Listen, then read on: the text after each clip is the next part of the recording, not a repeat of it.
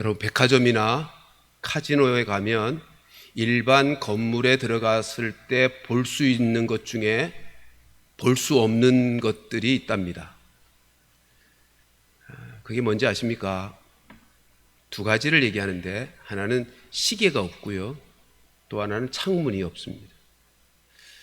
이유가 뭘 것 같습니까? 쇼핑에만 집중하라는 거죠. 그리고 노는 데만 집중하라는 것입니다. 오늘 본문은 예수님께서 제자들로 하여금 특별히 베드로, 야고보, 요한 세 사람만 데리고 올라가서 예수님께만 집중하기를 원하시고 있는 장면입니다. 오늘 본문에 시작하는 28절은 이렇게 시작하죠. 이 말씀을 하신 후. 오늘 본문의 사건은 소위 변화산 사건이라 그렇게 불리우는데, 이 변화산 사건을 서기하기 시작하면서 이 말씀을 하신 후라고 언급하고 있는 이유가 뭘까요? 이 변화산 사건이 이 말씀과 연결되어 있기 때문입니다. 이 말씀은 그러면 뭘까요? 우리가 지난번에 이미 살핀 18절로 27절의 말씀이겠죠? 이 18절로 27절의 말씀에는 두 가지 중요한 말씀이, 예수님이 하신 두 가지 중요한 말씀이 있습니다. 18절로 27절의 내용을 좀 뒤돌아 살펴보십시다. 이제 예수님이 갈릴리 사역을 다 끝내고 예루살렘으로 올라가시기 전에, 예루살렘 왜 올라가시죠? 십자가 지셔야 되니까. 그러니까 십자가 지시기 위해 예루살렘으로 올라가시기 전에 갈릴리 사역을 마무리하면서 제자들에게 묻습니다. 너희는 나를 누구라고 하느냐? 그랬더니 베드로가 대표해서 주는 그리스도시요 살아계신 하나님의 아들이시니이다 라고 했더니 칭찬하셨고, 그리고 그 대답 듣고 나서 비로소 자신이 장로들과 대제사장들과 서기관들에게 붙잡혀 고난받고 죽임당하고 부활하실 것을 말씀하셨어요. 이게 첫 번째 중요한 말씀입니다. 예수님께서 이 말씀을 하신 후라고 할 때 첫 번째 중요한 말씀은 예수님이 자신의 십자가의 죽으심과 부활을 말씀하셨다는 것입니다. 자, 이 말씀을 하자 베드로가 보인 반응이 뭐예요? 쌍수를 들고는 항변하며 예수님께 반대했습니다. 절대 그럴 수 없습니다. 왜 그랬다고요? 자기들의 기대와 자기들의 소원과는 너무도 거리가 머니까. 여러분, 베드로와 제자들은 예수님이 메시아인 것은 알았습니다. 그렇죠? 고백에서 드러나잖아요. 근데 뭘 모르는 거예요? 예수님의 메시아의 길을 모르는 거예요. 메시아라고 그리스도라고 고백은 했는데 예수님이 걸어가실 메시아의 길이 뭔지를 모르고 자기들이 그동안 예수님을 따르면서 기대했던 민족적인 메시아, 정치적인 메시아, 땅의 메시아, 그러니까 예수님이 죽으신다는 말씀 앞에서 도무지 이해도 안 되고 받아들일 수가 없었던 거죠. 그렇게 반응을 보인 베드로에게 예수님이 하신 말씀이 뭐예요? 너는 지금 하나님의 일을 생각하지 않고 사람의 일을 생각한다. 무슨 말이에요? 너 하나님 중심으로 생각하는 게 아니라 나 중심으로 생각하고 있다 라고 말씀하신 이후에 이렇게 말씀하시죠. 누구든지 나를 따라오려거든 자기를 부인하고 날마다 자기 십자가를 지고야 나를 따를 것이다. 이게 두 번째 중요한 이 말씀입니다. 여러분, 오늘 본문 보십시오. 이 말씀을 하신 후, 이 말씀이 두 가지라 그랬어요. 중요한 게 하나는 예수님이 십자가에서 고난받고 부활하실 것에 대한 말씀, 또 하나는 제자들에게, 우리들에게 자기를 부인하고 자기 십자가를 지고 예수님을 따를 것에 대한 말씀, 이 말씀을 하신 이후에 8일쯤 되어 예수께서 베드로와 요한과 야고보를 데리고 기도하러 산으로 오르셨어요. 여기 산을 일컬어서 변화산 그렇게 표현하는데 그건 별명이고 별칭이고, 그냥 다른 복음서에 보면 높은 산에 올라갔다 그랬어요. 그 지경에 가이사라 빌립보에서 가까운 지경의 높은 산은 헬몬산과 다볼산밖에 없어요. 제가 볼 때는 헬몬산 같아요. 아무튼 어떤 산인지 이름은 밝히지 않았으니까 모르지만 높은 산에 오르셨어요. 왜 오르셨어요? 28절의 표현으로는 기도하러 오르셨는데 이 기도하러 제자들을 데리시고 베드로, 요한, 야고보 데리시고 올라가신 의도가 있으셨다고요. 그게 뭐겠어요? 이 말씀과 관계된 거죠. 이 말씀을 분명하게 믿도록 하기 위해서, 이 말씀의 의미가 어떤 것인지를 깨닫게 하기 위해서 12명의 제자 중에 특별히 3명만 골라서 특별 과외를 시키고 있는 거예요. 산에 올라갔어요. 우리 이제 다 읽었으니까 알지만 29절에 보면 예수님이 변화되잖아요. 영광스러운 모습으로 변화돼요. 그리고 30절에 보면 그 변화된 영광 가운데 2사람이 나타나요. 모세와 엘리야가 나타나요. 얼마나 놀라운 일들이에요 지금. 그리고는 35절에 가서 보면 하나님이 하늘에서 말씀을 하셔요. 그러니까 베드로, 요한, 야고보가 이 놀라운 광경을 다 경험하는 거예요. 친히. 왜 그렇게 하셨을까? 여러분, 지금 이 예수님과 하나님이 지금 의도적으로 3사람 데리고 와서 놀라운 변화, 영광의 모습을 보여주고 계시는데 그것은 이 말씀과 관계된단 말이에요. 이 말씀을 확실하게 믿고 깨닫고 그 말씀의 축복을 누리게 하시려고. 자, 이제 29절부터 보십시다. 본문 29절 다시 보시면 이렇게 되어 있죠. 기도하실 때 용모가 변화되고 예수님이요 그 옷이 휘어져 광채가 났다. 다른 복음서를 보면 예수님의 용모가 해같이 밝았다 그렇게 되어 있고요. 그 옷이 휘어져서 광채가 났어요. 여러분, 이 모습은 예수님의 원래 모습이에요. 그러니까 잠시 육체를 입고 이 땅에 오셔서 감추어졌던 예수님의 그 영광스러운 모습을 보여주고 있는 것이고, 또 다른 말로는 부활하신 예수님의 영광의 모습이, 그 모습을 지금 베드로와 야고보와 요한이 잠깐 동안 보고 있는 거죠. 여러분, 우리도 이제 예수님이 재림하시고 우리가 다시 부활하게 되면 이와 같은 영광스러운 몸을 입게 될 것입니다. 빌립보서 3장 21절에 그렇게 말씀하죠. 같이 읽어보십시다. 시작. 그는 만물을 자기에게 복종하게 하실 수 있는 자의 역사로 우리의 낮은 몸을 자기의 영광의 몸의 형체와 같이 변하게 하시리라. 사랑하는 성도 여러분, 우리의 몸이 예수님의 그 영광스러운 몸의 형체와 같이 영광스럽게 변화되어질 것을 믿으실 수 있기를 축복합니다. 제 이름으로 말미암아 장차 우리도 그렇게 영광스러운 몸이 되어질 거라고요. 자, 이 모습을 보여주시는 이유는 예수님이 십자가에서 죽으시고 부활하실 것, 그 말씀, 그리고 우리가 자기를 부인하고 십자가를 지고 주님을 따라야 된다는 이 말씀을 확실하게 믿게 하시려고, 그리고 이 삶의 축복을 누리게 하시려고 해요. 이어지는 30절, 31절 말씀 본문을 보십시다. 같이 읽습니다. 시작. 문득 2사람이 예수와 함께 말하니 이는 모세와 엘리야라. 31절. 영광 중에 나타나서 장차 예수께서 예루살렘에서 별세하실 것을 말할세. 여러분, 지금 예수님이 영광스러운 모습으로 변했어요. 근데 거기에 누가 나타났어요? 모세, 엘리야. 그래서 30절에 보면 말했대요, 그들이.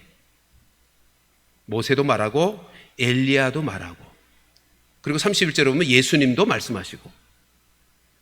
여러분, 이 장면에서 궁금하지 않아요? 도대체 무슨 말을 했을까? 모세는 무슨 말을 했고, 엘리야는 무슨 말을 했고, 예수님은 무슨 말, 예수님이 하신 말씀은 여기 소개되니까 뭘 말씀하셨다고요? 별세하실 것, 예루살렘에서 별세하실 것. 여기 별세는 예수님의 죽음을 가리키는 표현이죠. 근데 보통 일반적인 죽음이 아니라 하나님께서 창세기 3장 15절에서부터 약속하신 온 인류의 구원을 위하여 약속하신 그 구원의 죽음, 약속 성취로서의 예수님의 죽음을 지금 별세라고 표현하는 거예요. 예수님은 지금 하신 말씀이 뭐냐면 별세에 대해서 말씀해요. 모세는 무슨 말을 했을까요? 엘리야는 무슨 말을 했을까요? 혹은 이런 질문 생기잖아요. 왜 이 현장에 모세가 있고 엘리야가 있는가 말이에요. 구약에 유명하고 대단한 인물들이 또 많이 있는데 왜 그 중에 모세이며 왜 엘리야인가 하는 것입니다. 그런 질문 안 생깁니까? 본문에 왜 모세인지 왜 엘리야인지, 모세가 한 말이 뭐고 엘리야가 한 말이 뭔지는 소개되지 않지만, 여러분 이 말씀은요, 이 현장은 예수님의 구속사역의 큰 그림, 성경 전체의 큰 그림을 압축해서 담아놓은 현장입니다. 여러분 구약 성경 전체의 주제가 뭐예요? 오실 메시아예요. 오늘 본문의 표현으로 하면 별세하실 예수님이에요. 십자가에서 죽으시고 부활하심으로 하나님의 구원 역사를 이루실 예수님, 이게 구약 전체의 주제잖아요. 지금 이 본문은요, 구약 전체의 구속 역사에 응집된, 압축된 모습입니다. 그러면 도대체 모세는 이 현장에 왜 있는 건가? 이걸 신학적으로 정리하려면 시간이 참 많이 가지만 오늘 간단하게 말씀드리려고 그래요. 그럼 모세가 여기 있는 이유는 율법의 주역이기 때문입니다.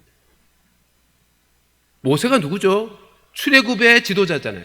하나님의 언약 백성 이스라엘 백성을 애굽에서 건져내어 하나님의 백성을 구원해낸 주역이잖아요.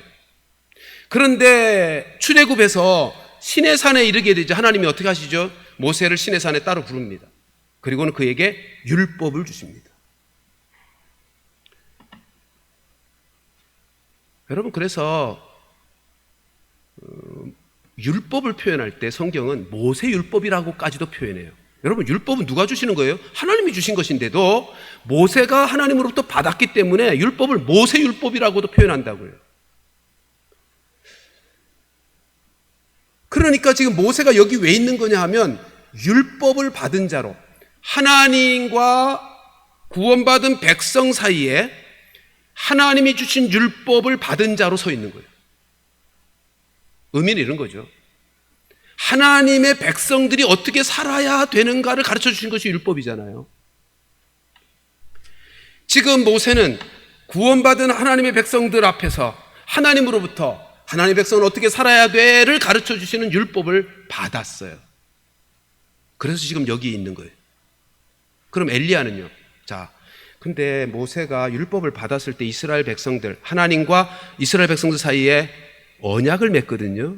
그 장면을 좀 보실까요? 출애굽기 24장 3절과 7절 이어서 같이 읽어보십시다. 시작. 모세가 와서 여호와의 모든 말씀과 그의 모든 규례를 백성에게 전하매 그들이 한 소리로 응답하여 이르되 여호와께서 말씀하신 모든 것을 우리가 준행하리이다. 약속을 합니다. 이게 지금 언약 의식이에요. 7절을 건너가서 같이 읽습니다. 시작.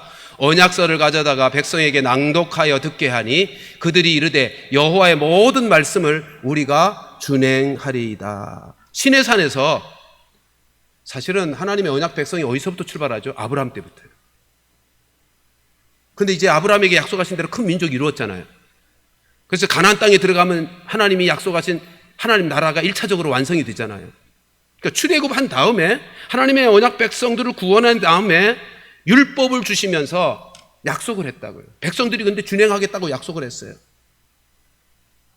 근데 이스라엘 백성들이 하나님의 율법을 제대로 지킵니까?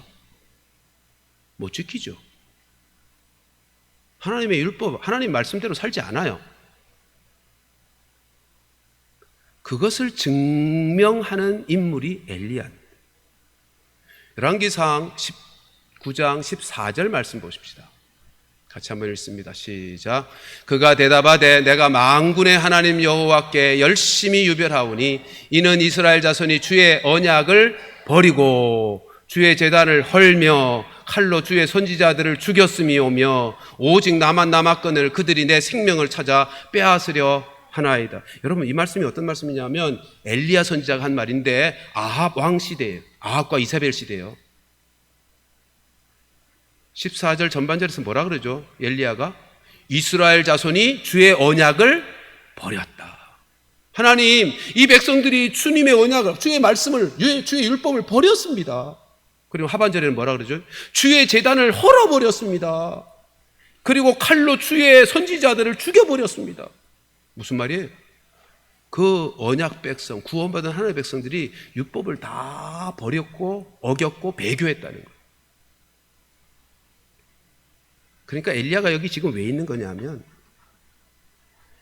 하나님의 구원받은 백성들이 하나님의 율법을 주셨는데, 그건 모세죠. 모세를 통해서 모세가 율법의 증인으로 있는 거예요.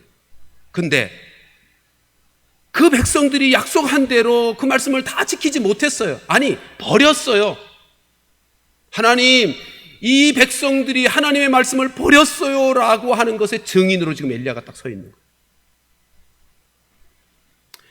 이것을 확실하게 보여주는 엘리야의 상징적인 행동이 하나 있는데 19장 8절 말씀입니다. 같이 한번 읽어보십시다. 시작. 이에 일어나 먹고 마시고 그 음식물의 힘을 의지하여 40주 40야를 가서 하나님의 산 호렙에 이르. 여러분, 여기 하나님의 산 호렙이 신의 산을 말하는 거예요. 근데 며칠 동안 갔다고요? 40주 40야. 여러분, 이 단어, 이 숫자의 단어를 들으시면 생각나는 거 없습니까? 이스라엘 백성들이 어떻게 해서 가나안에 들어갔죠? 얼마 동안에? 40년. 40주 40야는 40년을 상징하는 표현이에요. 근데 어디로 갔어요? 호렙산으로 갔어요. 신의 산으로 갔다고요? 신의 산이 어떤 곳인데요? 율법을 받은 곳이요. 어떤 의미죠? 다시 원위치로 간 거예요. 이스라엘 백성들이 하나님의 언약을 버렸어요. 그래서 하나님의 언약이 무효화되어 버렸어요.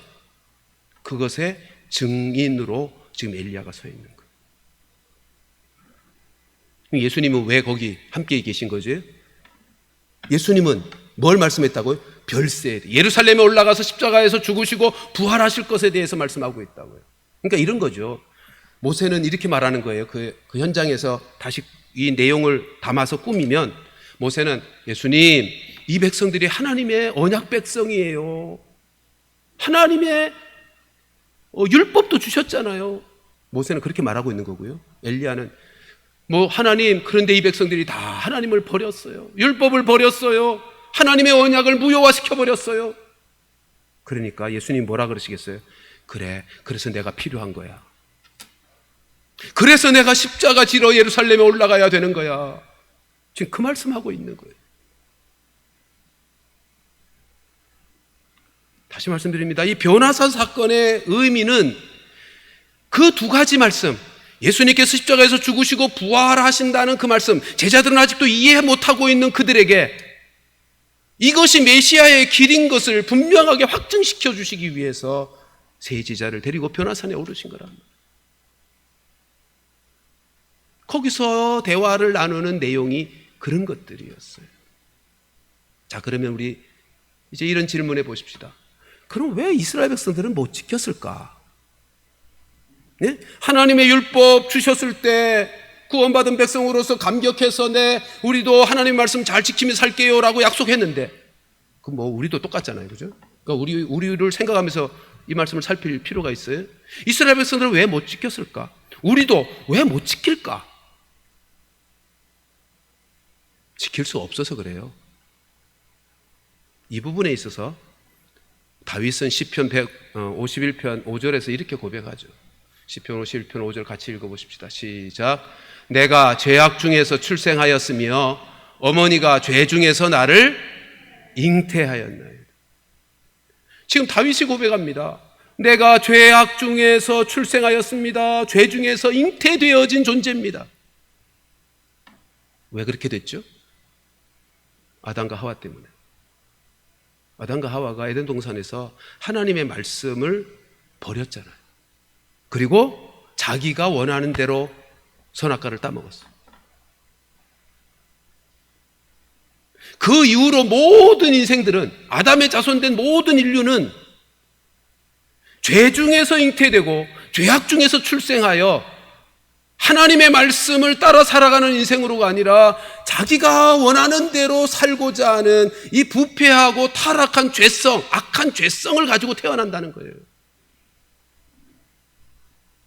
그러니까 하나님의 구원의 은혜에 대해서는 감사는 하는데, 그래서 하나님의 말씀대로 살겠다고 약속도 했는데 못 지키는 거예요. 그 타락한 죄성, 본성이 하나님의 말씀을 따라 살기보다, 하나님 말씀대로 살기를 좋아하기보다 더 싫어하고 자기가 원하는 대로 살기를 더 좋아하는 타락한 본성의 인생 존재가 되었단 말이죠. 그러니까 누가 필요하다? 예수님이 필요하다. 그러니까 예수님이 오셔야만 했던 거예요. 우리로서는, 그 본성을 가진 우리로서는 도무지 하나님의 말씀을 따라 살 수가 없으니까 예수님이 오셔서 죄 문제 해결하십니다. 그리고 부활하십니다. 근데 부활하시고 끝납니까? 아니죠. 승천하시고 성령을 보내주셨어요. 제가 언젠가도 말씀드렸지만 우리의 구원에 있어서 꼭 기억해야 될 것 중에 하나가 예수님의 죽으심과 부활과 성령의 강림은 한 패키지라고요. 한 묶음으로 이해하셔야 된다고요. 우리의 구원을 위해서 따로따로 있는 것이 아니라 시간차는 있지만, 그렇죠? 죽으심과 부활이 3일간의 시간차가 있고, 부활하신 후 이제 성령 강림이 47일의 시간적인 차이가 있지만, 이건 우리의 구원을 위한 한 패키지의 사건이라고.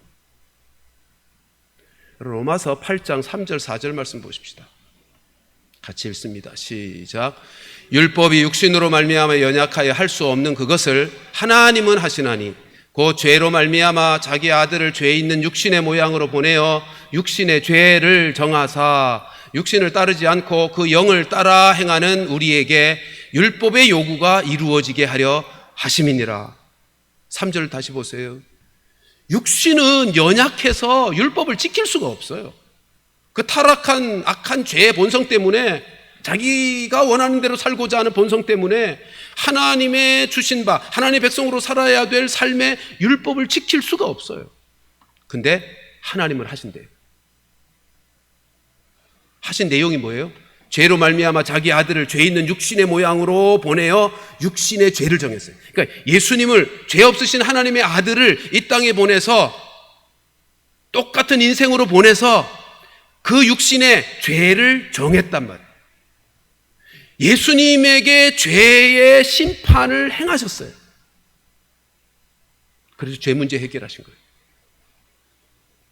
그리고는 4절 보시면 육신을 따르지 않고 그 영을 따라 행하는 우리에게, 자, 예수님이 십자가에서 죽으시고 부활하시고 승천하셨, 예수님이 십자가에서 죄 문제 해결하신 이유가 뭐라고요? 근본적인 이유가 죄 문제 해결하여 하나님이 우리 가운데 오실 수 있으니까, 성령이 우리 가운데 오시기 위해서 예수님이 십자가를 지신 거예요.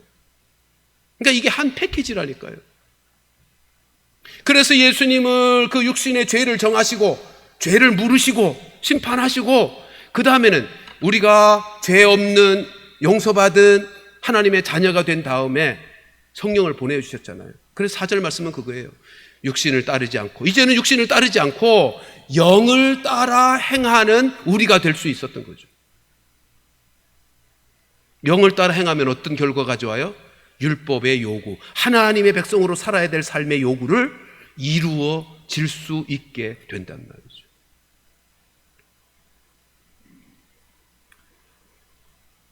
사랑하는 성도 여러분, 지금 예수님은 의도를 가지고 변화산에 올라와서 제자들에게 놀라운 광경을 보여주셨어요. 영광의 모습을 보여주셨고, 모세와 이스라엘 백성들이 가장 존경하는 선지자들 모세와 엘리야를 보여주시면서 저들로 별세가 어떤 의미인지, 그러니까 메시아로는 알았지만 메시아의 길이 무엇인지를 제대로 깨닫지 못하는 저들에게 메시아의 길이야말로 너희들이 믿고 따라야 될 것인 것을 분명하게 일깨워 주고 있는 것입니다. 여러분, 다시 한번 질문해 보십시다. 예수님이 왜 이 놀라운 광경들을 제자로 하여금 보게 하시는 거라고요? 그래야 그대로 구원의 은혜를 제대로 누리고 제자로서의 삶을 제대로 살 수 있으니까. 우리 여기서 두 가지 좀 적용하고 넘어가고 싶습니다. 하나는 이것입니다. 우리 하나님이 이처럼이나 우리들이 하나님의 말씀에 대해서 바르게 깨닫기를 간절히 소원하시는 분이시라는 것입니다. 변화산이라고 하는 이 놀라운 역사를, 이 사건을 계획하신 의도가 제자들이 아직까지 예수님의 메시아의 길이 무엇인지를 제대로 모르니까, 메시아라고 하는 것을 알면서도, 고백하면서도 그 메시아 되심의 길, 십자가에 죽으시고 부활하신다는 것이 얼마나 놀라운 축복인지를 모르니까 그거 바로 깨닫게 하시려는 열심을 오늘 본문에서 보는 거예요.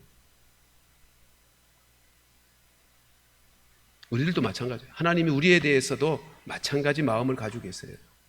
보세요. 우리도 나의 마음의 소원, 나의 마음의 기대 때문에, 혹은 내가 살아왔던 삶의 지식과 경험 때문에 생겨버린 고정관념들 때문에 하나님의 말씀을 똑같이 대하는데도 하나님의 말씀을 제대로 이해하지 못하고 믿지 못하는 경우들이 흔해요. 근데 그걸 안타까워하신다. 여러분, 우리에게 굳어져 있는 생각과 사고방식들을 하나님의 말씀 앞에서 내려놓으셔야 돼요.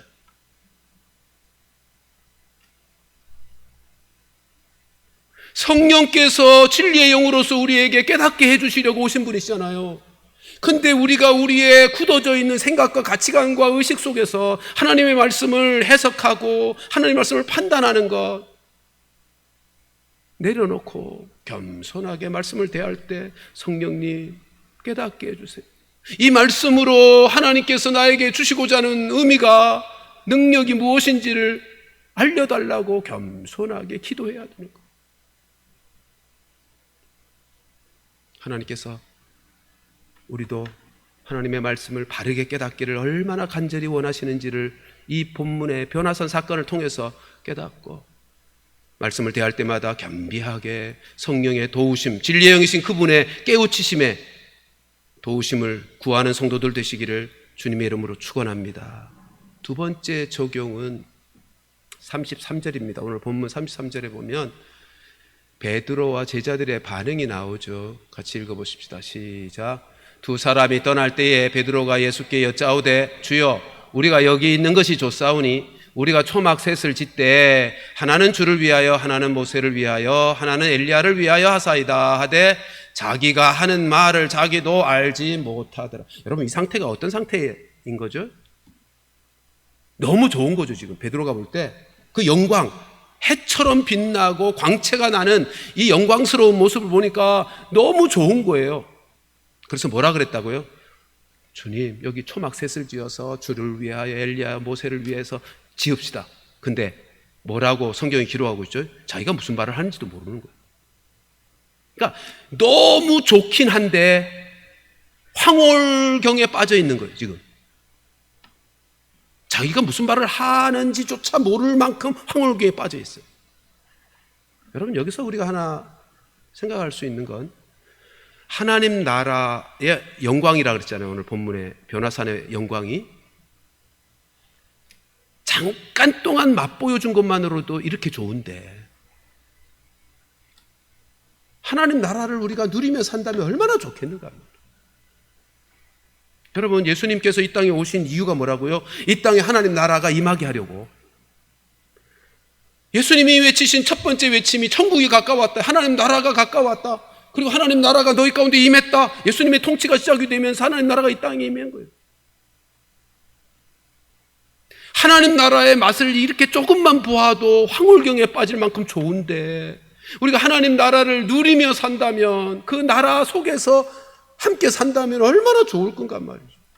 여러분, 하나님 나라는 죽은 다음에나 가는 나라가 아니라 이 땅에서 주 안에서 성령 안에서 누리며 사는 나라잖아요. 근데 그 하나님 나라를 누리는 비결이 뭐라고요? 지금 세 주 계속 연속해서 거의 똑같은 주제와 흐름을 가지고 있죠. 하나님 나라를 누리는 비결이 자기를 부인하고 자기 십자가를 지는, 이제는 내 안에 와 계신 성령의 충만함, 성령의 다스림으로 살아가는 것, 우리 올해 표어로 말하면 예수님과 동의하며 살아가는 것. 그게 하나님 나라를 누리며 살아가는 비결이란 말이에요. 하나님이신 그분께서 우리 가운데 와 계셨고 그분께서 우리를 인도하시기를 원하시고 그래서 우리가 인격적으로 성령님 오시옵소서.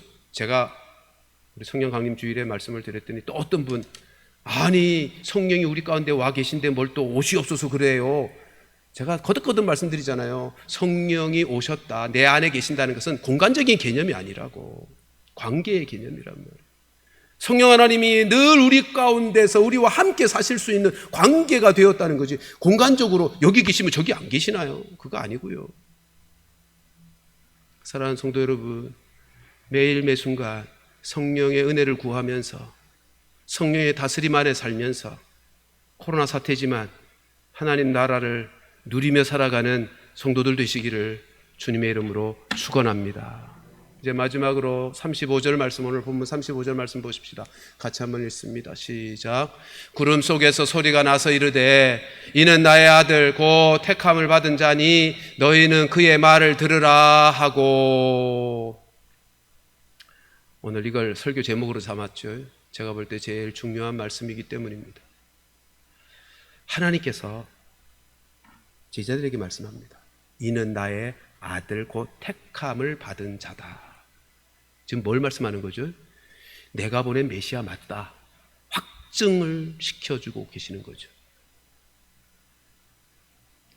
그러니까 변화산 사건을 통해서 하나님이 의도하시는 것은 예수님이 메시아라고 고백하는 그리스도라고 고백하는 그들에게 확증을 시켜주는 거예요. 근데 그 그리스도께서 말씀하신 그 말씀 두 가지 말씀하셨다 그랬잖아요.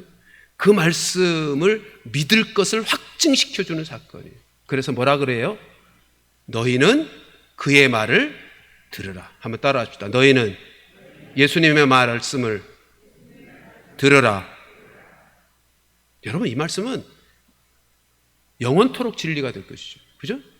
우리에게 있어서 평생의 진리의 말씀으로 받아야죠. 너희는 예수님의 말씀을 들으라. 근데 지금 이 상황 속에서 예수님, 그의 말이 뭐예요? 두 가지요.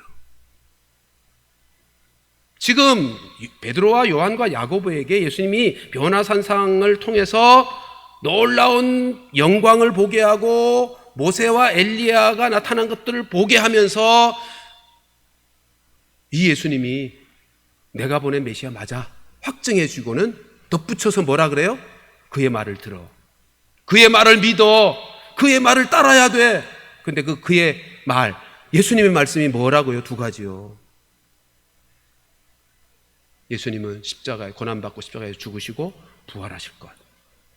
그 다음에 또 하나는 우리가 자기를 부인하고 자기 십자가를 지고 주님을 쫓아야 되는 것. 그 말씀을 들으라는 거예요. 그 말씀을 믿고 따르라는 거예요. 자, 그러면 왜 예수님의 십자가 고난과 죽음 그리고 부활을 믿으라는 것일까요? 근데 오늘 이렇게 본문을 묵상하면서 이런 느낌을 받았어요. 지금 이런 것까지, 이런 표현이 좀 어색할지 모르지만 지금 예수님과 하나님이 연출하신 거잖아요.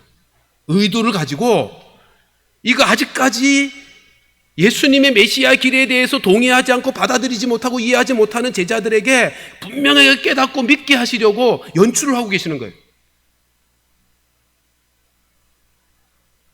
연출을 하시면서 오늘 이 말씀 35절의 말씀을 하는 것을 제가 묵상할 때 이런 느낌을 받았어요. 제발 예수의 말씀을 좀 들어라. 왜 이렇게 못 믿냐? 왜 네 고집대로 네 생각대로. 제자들은 아직까지 뭘 생각하는 거예요? 예수님의 메시아 되심이? 메시아의 길이 뭐라고 생각하는 거예요? 로마 정권 뒤엎고 정치적, 현실적 구원자가 되는 것을 고집하고 있는 거죠. 그러니까 예수님은 마음이 안타까운 거예요. 답답한 거예요. 제발 예수님의 말씀을 좀 들어라. 믿어라. 여러분 부모가 자녀들 키울 때 야 제발 내 말 좀 들어 라고 할 때가 어때요? 어느 때죠? 답답해 할 때, 안타까울 때 이 말대로 좀 해야 되는데 그래야 잘 되는 건데 답답하고 안타까울 때 그 말 하잖아요. 35절의 말씀이 예수님의 그와 같은 심정으로 하시는, 하나님이 그와 같은 심정으로 하시는 말씀이에요. 너희는 그의 말을 들으라. 자, 그러면 예수님이 하신 말씀, 첫 번째 말씀 보십시다. 예수님이 고난받고 죽으시고 부활하시야. 그 말씀을 들으래. 그 말씀을 믿으라고 말씀합니다. 그것이 가져야 하는 축복이 뭐예요? 간단히 말씀드릴게요. 세 가지요.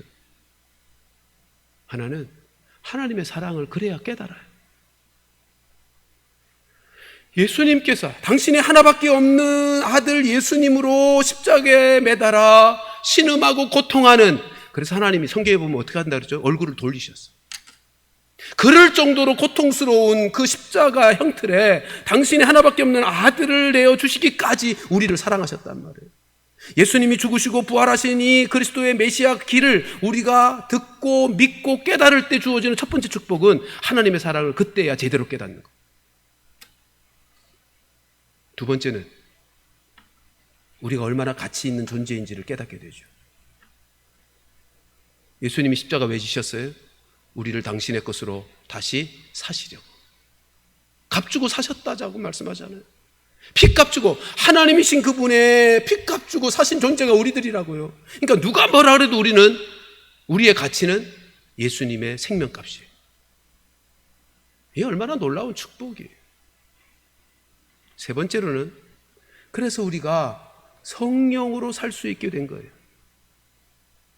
예수 그리스도가 죽으신 이유가 무엇이라고요? 죄 용서 위해서.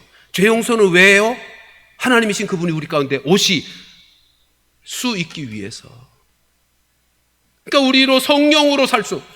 여러분, 이건 이런 상황이잖아요. 우리가 범죄함으로 하나님의 것이었는데 사탄에게 빼앗겼어요. 그런데 죄값 치루어서 당신의 것으로 만드셨어. 그리고는 다시는 빼앗기지 않겠다고 하신 것이 뭐예요? 성령을 보내신 거예요.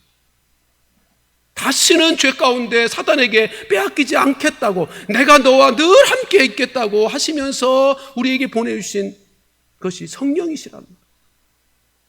이게 얼마나 감사한 일이에요. 그러니까 예수 그리스도의 십자가의 죽으심과 부활을 믿는다는 것은 이와 같은 놀라운 축복과 은혜를 누리게 되는 거예요. 두 번째 말씀이요. 자기를 부인하고 자기 십자가를 지고 주님을 따르라 하신 이 말씀을 들으라고 말씀하잖아요. 믿으라고, 따르라고. 왜요? 이것이 우리에게 축복이 되니까. 제발 좀 들어. 왜요? 축복이 되니까. 어떤 축복이요? 여러분, 이렇게 살아야 우리의 인생의 최선의 최고의 복된 삶을 살 수 있어요. 뒤집어 말해볼까요? 자기를 부인하지 않고 살면 어떻게 돼요? 옛사람으로 사는 거잖아요. 예? 옛사람으로 사는 거잖아요. 옛사람으로 사는 것의 결과가 뭐겠어요? 죄밖에 더 짓겠어요? 그 결과가 죽음 아니겠어요? 로마서 8장 13절 14절 말씀 보십시다. 로마서 8장 13절 14절 시작. 너희가 육신대로 살면 반드시 죽을 것이로되 영으로서 몸의 행실을 죽이면 살리니 무릇 하나님의 영으로 인도함을 받는 사람은 곧 하나님의 아들이라. 13절 보세요. 육신으로 살면, 옛사람으로 살면 그 결과는 죽음이에요. 근데 영으로 살면, 우리가 이제 예수 믿어서 영이 살았잖아요. 영으로 살면, 영으로서 몸의 행실을 죽이면, 이 옛사람 죽이는 거예요. 십자가에 못 박아 죽이는 거예요. 그러면 산단 말이에요. 진짜 우리가 살아있는 자로 살 수 있는 비결은 뭐예요? 옛사람을 자기를 부인하는 거예요. 그리고 14절에 이렇게 말하죠. 하나님의 영, 성령으로 인도함을 받는 사람. 이게 하나님의 아들. 구원받은 자녀의 삶의 방식이 그렇단 말이에요. 변화된 새로운 생명의 방식이 그래요. 성령을 따라 살아가는 거예요. 인도하심을 따라 살아가는 거예요. 말씀을 정리하겠습니다. 여러분, 오늘 변화산 사건에서 주시는 말씀의 핵심은 이거예요. 십자가 없이 영광 없다. 예수님도 십자가를 지시고 부활의 영광, 다시 하나님의 영광에 이르게 됐어요. 우리도 똑같은 거예요. 그러니까 예수님이 당신의 십자가 고난과 죽음을 그리고 부활을 말씀하신 다음에 제자된 우리들에게도 똑같이 너희도 자기를 부인하고 자기 십자가를 지고 나를 따라야 되라고 말씀하신 이유가 십자가 없이는 우리에게도 영광이 없을 것이기 때문이에요. 자기 부인 없이는 우리에게도 영광이 없을 것이기 때문이에요. 거기는 죄로 말미암은 더러움과 추함과 욕됨만이 있지, 죽음만이 있지 영광이 없어.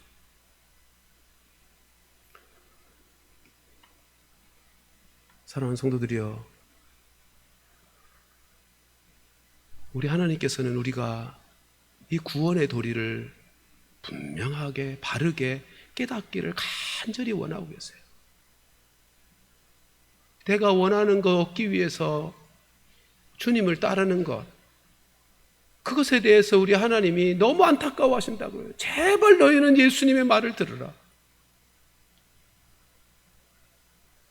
예수님이 나의 죄를 해결하기 위해서 십자가에서 죽으셨고 부활하셔서 우리에게 새로운 생명을 주셨고 성령을 보내어 우리로 이후로는 하나님의 말씀을 율법을 지켜 행하며 살 수 있게 해주셨다는 사실을 믿으시고요. 그리고 그 삶을 살기 위해서 매 순간 날마다 나를 부인하고 십자가에 나 자신의 옛사람을 못 받고 성령께서 인도하시는 대로 살아가면서 코로나 사태로 모든 인생들이 힘들고 어려워하고 낙심하지만 그 안에서도 하나님 나라를 누리면서 인생의 최고의 최선의 복된 인생, 승리의 삶을 살아가는 우리 모두가 되기를 주님의 이름으로 축원합니다. 기도하겠습니다.